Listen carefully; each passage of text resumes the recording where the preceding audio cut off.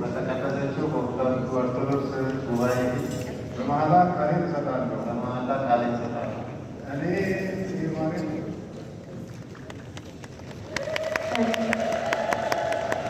እኔ ጽጌ ማርያም ገብረ ሚካኤልን የሕግ ባል የሆነኝ ዘንድ ወልጄ ተቀብዬዋለሁ። ስለዚህ ከዛሬ ጀምሮ በተቻለኝ መጠን በስራ ሁሉ እረዳዋለሁ። በሐዘንና በደስታው በጤናውና በሕመሙ ጊዜ ከእርሱ ጋር እሆናለሁ።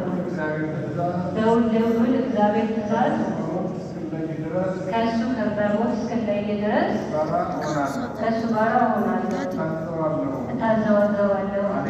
ቃሌንም በእግዚአብሔርና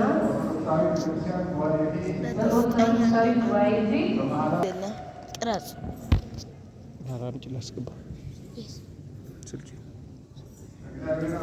ካየክ